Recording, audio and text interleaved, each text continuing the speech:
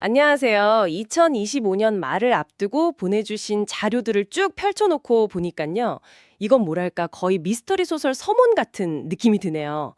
한쪽에는 VIX, 무브 같은 시장 변동성 지표들이 있습니다. 그래프를 보면 거의 심장이 멎은 것처럼 평온하죠. 월스트리트는 아주 깊은 잠에 빠져 있는 듯해요. 그렇죠.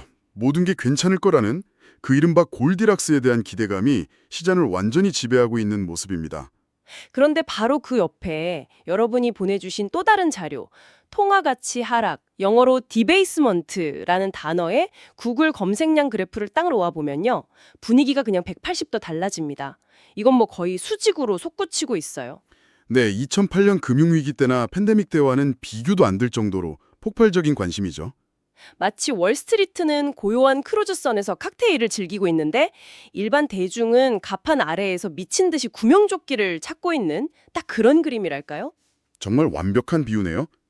이 두 개의 데이터가 보여주는 극단적인 괴리, 이것이 바로 2025년 말 경제 상황의 핵심을 꿰뚫는 가장 중요한 질문이라고 생각합니다.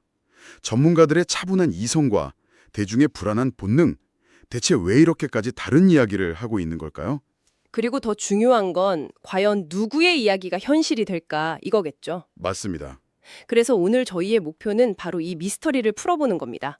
보내주신 자료들을 하나하나 단서 삼아서 이 거대한 인식의 격차가 어디서부터 시작됐는지 추적하고 과연 어느 쪽의 시각이 더 현실에 가까운지 파헤쳐 보겠습니다.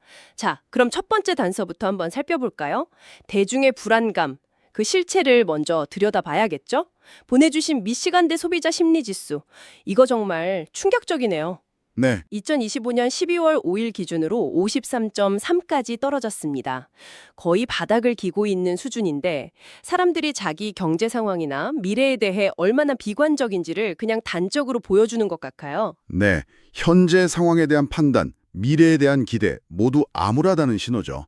그런데 흥미로운 건요. 바로 이런 극단적인 비관론이 과거에는 시장의 정반대의 결과를 가져왔다는 겁니다. 아, 함께 보내주신 다른 차트를 보면 소비자 심리가 60 아래로 떨어졌을 때 S&P 500의 미래 수익률이 어땠는지가 나와 있잖아요.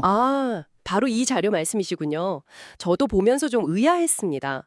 모두가 망했다고 할 때가 기회라는 말이 있긴 하지만 이건 숫자가 너무 드라마틱해서요. 1년 후 수익률 종간값이 18.5%가 넘고 3년 후에는 무려 51.87%네요. 그렇죠. 심지어 3년 후 플러스 수익을 낼 확률 그러니까 윈 레이트는 100%고요. 이 데이터만 보면 지금 대중의 불안감은 그냥 무시하고 주식을 사야 한다. 이런 결론이 나오는데요. 역사적 데이터만 놓고 보면 그 말이 맞습니다. 워런 버핏이 말한 남들이 탐욕을 부릴 때 두려워하고 남들이 두려워할 때 탐욕을 부려라 라는 격언을 완벽하게 증명하는 데이터죠. 흠흠. 하지만 여기서 우리가 던져야 할 질문은 과연 이번에도 그럴까?입니다. 이번에는 다르다는 말은 투자 세계에서 가장 위험한 말이지만 동시에 가장 중요한 질문이기도 하거든요. 그렇죠. 과거의 100%가 미래의 100%를 보장하는 건 아니니까요. 지금 소비자들이 느끼는 불안감이 과거의 그것과는 질적으로 다른 더 구조적인 문제에서 오는 거라면 이야기가 달라질 수 있겠네요. 맞습니다. 혹시 이 불안감이 그냥 기분이 아니라 실제 행동으로 이어지고 있다는 증거도 있을까요? 아주 중요한 포인트입니다. 그리고 그 답은 보내주신 개인 소비 지출, PC 데이터에 있습니다. 이 차트를 보시면 실질 개인 소비 지출 증가율이 연율 기준으로 과거 3.5% 수준에서 최근 1.2%로 뚝 떨어진 게 보입니다. 확 꺾였네요. 네, 이건 사람들이 그냥 불안하다고 말만 하는 게 아니라 실제로 지갑을 닫고 있다는 명백한 증거입니다. 심리가 실물 경제에 직접적인 타격을 주기 시작한 거죠. 그렇군요. 단순히 기분 탓이 아니라 실제 허리띠를 졸라매고 있다는 거네요. 사실 제 주변만 봐도 그래요. 월급은 그대로인데 점심값이 1.5배가 됐다는 얘기를 입에 달고 살거든요. 이런 개인적인 경험들이 쌓이면 내 돈의 가치가 떨어지고 있다 이런 불안감이 드는 건 어쩌면 당연한 본능일지도 모르겠네요. 맞습니다. 그리고 그 돈의 가치에 대한 불안감을 더 자극하는 것이 바로 물가 데이터입니다. 보내주신 PC 물가지수 차트를 한번 보실까요? 네. 상품, 그러니까 굿즈 물가, 상승률을 나타내는 빨간색 선은 이미 마이너스로 돌아섰습니다. 팬데믹 때 비쌌던 TV나 가구 가격은 이제 떨어지고 있죠. 하지만 문제는 서비스를 나타내는 파란색 선입니다. 여전히 플러스 영역에 머물러 있는 데다 둔화 속도도 더딥니다. 사람들이 매일 체감하는 외식비, 미용실 비용, 월세 같은 것들이 바로 서비스 물가잖아요. 정확합니다. 상품 가격이 좀 내린다고 해도 이런 고정적인 서비스 비용이 계속 오르니까 인플레이션이 끝났다고 느끼기 어려운 거겠군요. 바로 그 지점에서 대중의 불안이 나오는 겁니다. 통계상으로는 인플레이션이 둔화되고 있다고 하지만 그들의 삶 속에서는 여전히 돈의 가치가 하락하는 경험을 하고 있는 거죠. 이것이 디베이스먼트, 검색량 폭증의 배경입니다. 알겠습니다. 정리해보면 대중의 불안은 단순한 투정이 아니라 첫째, 실제 소비 위축으로 이어지고 있고 둘째, 쉽게 잡히지 않는 서비스 물가 때문에 체감 고통이 크다는 나름의 확실한 근거를 가지고 있네요. 자, 그럼 이제 시선을 반대편, 아주 평온한 시장으로 돌려보죠. 이 사람들은 대체 뭘 믿고 이렇게 태평한 걸까요? 시장의 낙관론자들이 기댈 수 있는 가장 큰 언덕은 바로 글로벌 경제 데이터 펄스 같은 자료입니다. 이걸 보시면 좀 복잡해 보이지만 핵심은 간단합니다. 미래 경기를 예측하는 선행 데이터는 여전히 강함, 스트롱 영역에 머물러 있습니다. 반면 현재 경제 상황을 보여주는 동행 데이터는 약함, 위크로 표시되어 있죠. 잠깐만요. 이게 바로 시장과 대중의 시각 차이를 보여주는 핵심인 것 같네요. 대중은 지금 당장 힘든 현실, 즉 하드 데이터를 보고 불안해하는데 시장은 미래에는 괜찮을 거야 라는 기대, 선행 데이터에 베팅하고 있다는 거잖아요. 네, 정확합니다. 근데 솔직히 현재의 고통을 무시하고 미래의 희망만 보는 게 합리적인가요? 좀 위험한 생각 아닌가요? 날카로운 지적이십니다. 바로 그게 논쟁의 핵심이죠. 시장은 경제가 둔화되고 인플레이션이 잡히니 연준이 곧 금리를 내릴 것이다. 그러면 경기는 다시 살아날 것이다. 이 시나리오, 즉 연착륙에 모든 것을 걸고 있는 겁니다. 애틀란타 연준의 GDP 나우 모델이 3분기 성장률을 여전히 3.5% 같은 높은 숫자로 예측하는 것도 이런 낙관론에 힘을 실어주고요. 하지만 그 GDP 마우 예측치 그래프 추세를 보면 분명히 정점을 찍고 조금씩 내려오고 있는 모습인데요. 시장은 이런 추세의 변화는 일부러 외면하고 그냥 헤드라인 숫자만 보고 있는 건 아닐까요? 그럴 가능성을 배제할 수 없습니다. 시장은 종종 보고 싶은 것만 보려는 경향이 있으니까요. 추세는 무시해. 아직 숫자는 강하잖아. 그리고 어차피 중앙은행이 우리를 구원해 줄 거야. 이것이 지금 시장을 지배하는 논리라고 할 수 있습니다. 대중이 현실의 발밑을 보고 있다면 시장은 저 멀리 지평선 너머를 보고 있는 셈이죠. 누구의 시야가 맞는지는 시간이 지나야만 알 수 있을 겁니다. 이 엄청난 인식의 격차가 미국 내에서만 일어나는 현상은 아닐 것 같습니다. 보내주신 자료 중에 영국과 중국 데이터가 있는데 어쩌면 이 글로벌한 단서들이 이 미스테리를 푸는 데 도움이 될지도 모르겠네요. 네, 그렇죠. 먼저 영국 정부의 유류세 수입 전망 그래프, 이거 정말 흥미롭습니다. 2050년이 되면 세수가 거의 제로가 되네요. 그렇죠. 이건 전기차로의 전환이라는 거대한 기술적 변화가 한 국가의 재정을 어떻게 뿌리부터 흔드는지를 보여주는 상징적인 사례입니다. 수십 년간 영국의 도로를 깔고 유지해온 핵심 세원이 말 그대로 증발해버리는 겁니다. 이게 단순히 영국만의 문제로 끝나지는 않을 것 같은데요. 사실 이게 아까 이야기했던 대중의 통화 가치 하락에 대한 불안감과 직결되는 문제 아닌가요? 정부가 이렇게 큰 세수를 잃어버리면 그걸 메우기 위해 할 수 있는 일은 뻔하잖아요. 다른 세금을 엄청나게 올리거나 아니면 그냥 돈을 찍어내는 거죠. 정확합니다.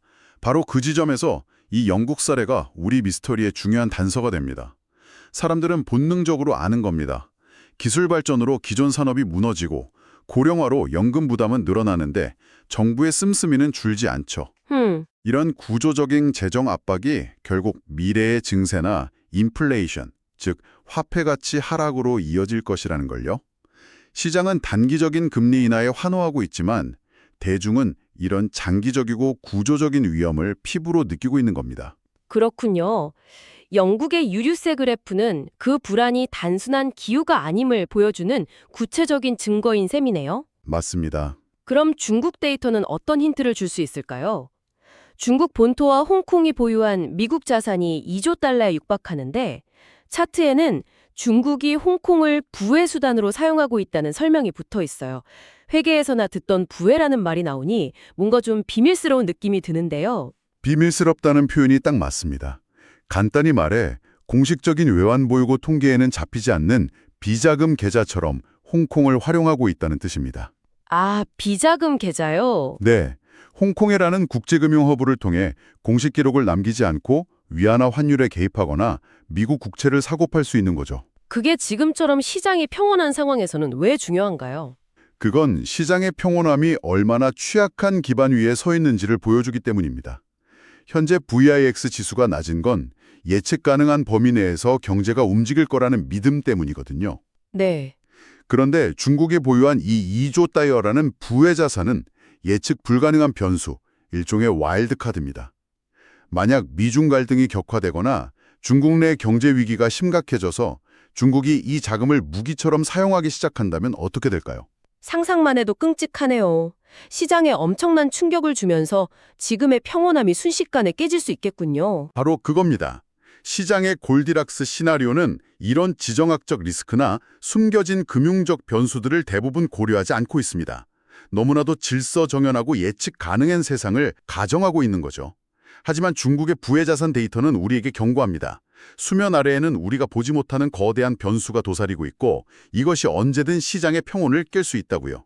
대중의 막연한 불안감 속에는 어쩌면 이런 예측 불가능한 위험에 대한 본능적인 감각이 포함되어 있는지도 모르겠네요. 그럴 수 있죠. 정말 흥미롭습니다.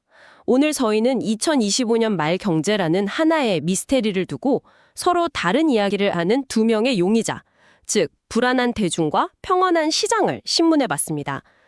대중의 불안은 실질적인 소비 위축과 체감 물가, 그리고 영국의 사례에서 보듯 장기적인 재정 문제에 대한 깊은 우려에 기반하고 있었고요. 반면 시장의 평온함은 미래 지표에 대한 낙관적인 기대와 중앙은행의 구원에 대한 믿음 위에 서 있었죠. 하지만 중국의 사례에서 봤듯이 그 평온함은 예측 불가능한 글로벌 리스크를 간과하고 있을 수 있다는 취약점을 가지고 있습니다. 결국 모든 조각을 맞춰보니 우리는 누가 옳은가를 넘어서 무엇을 보고 있는가의 문제에 도달하게 되네요. 대중은 자신의 지갑과 장바구니, 즉 지금 여기에 현실을 보고 있고 시장은 연준의 입과 미래 데이터, 즉 저 너머의 기대를 보고 있습니다. 이 거대한 인식의 격차는 영원히 지속될 수 없습니다. 언젠가는 좁혀지게 되겠죠. 질문은 언제 그리고 어떻게입니다. 시장의 기대대로 경제가 연착륙에 성공하면서 대중의 불안이 서서히 녹아내리는 부드러운 화해의 형태로 좁혀질까요? 아니면 대중의 불안이 현실이 되어 시장의 낙관론을 무너뜨리는 격렬한 충돌의 형태로 좁혀질까요? 오늘 분석을 마무리하며 여러분께 이런 생각할 거리를 남겨드리고 싶습니다. 금융시장의 차분한 이성과 대중의 불안한 본능 사이에서 여러분은 지금 어느 쪽에 더 무게를 두고 계신가요? 그리고 만약 이 두 거대한 흐름이 마침내 충돌하게 된다면 여러분의 자산은 그 충격을 견뎌낼 준비가 되어 있는지 한번 깊이 고민해 보시면 어떨까요?